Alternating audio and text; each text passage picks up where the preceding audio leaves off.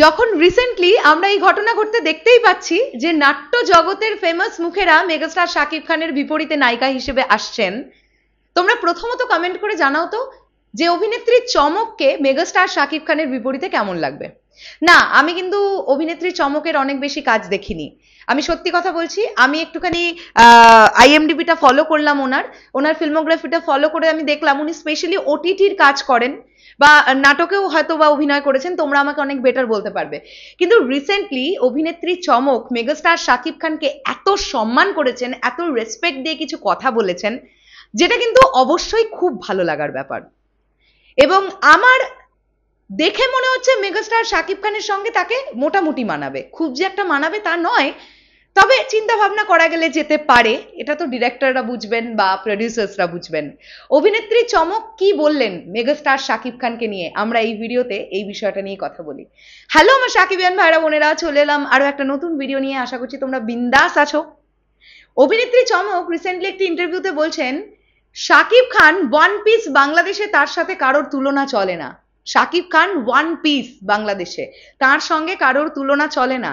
সে শুধু একজন মেগাস্টারই না, একজন অসাধারণ সুন্দর মনের মানুষ। তাকে দেখে আমরা অনুপ্রেরণা পাই।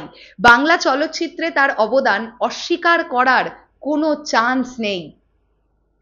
এত বাস্তব কথাগুলো বলেছেন অভিনেত্রী চমক, ভাল লেগেছে, খুব ভাল লেগেছে। বলছেন মেগাস্টার শাকিব খান শুধুমাত্র একজন মেগাস্টারই নন, একজন সুন্দর মনের মানুষ। বন্ধুরা, মেগাস্টার শাকিব খানের খুব কাছ থেকে যারা মেগাস্টারের সঙ্গে মিশেছে তারা প্রত্যেকেই কথাটা বলেন যে মেগাস্টার শাকিব খান এত দিলখোলা একজন মানুষ, এত ভালো মনের একজন মানুষ, ভাবনা চিন্তার বাইরে, ভাবনা চিন্তার বাইরে। মানে এই মানুষটা না আলাদাই লেভেলের একজন মানুষ। এই মানুষটা শুটিং সেটে যখন থাকেন একরকম, শুটিং সেটের বাইরে যখন থাকেন একদম এক অন্য রকম, মানে কমপ্লিটলি দুটো মানুষ আলাদা। আমরা বড় পর্দায় যে মানুষটাকে দেখি তাকে আমরা চরিত্র হয়ে উঠতে দেখি সেই সিনেমার, কিন্তু বাদবাকি সময় যখন মেগাস্টার শাকিব খান শুটিং এ থাকেন না, তখন তিনি একদম আলাদা একজন মানুষ। যে মানুষটার থেকে শিখতে হয় নম্রতা, যে মানুষটার থেকে শিখতে হয় ভদ্রতা, যে মানুষটার থেকে শিখতে হয় বড়দেরকে কিভাবে রেসপেক্ট করতে হয়। তো সবাই এই কথাটা বলেন, সবাই। অভিনেত্রী চমকের এই কথাগুলো খুব ভালো লেগেছে।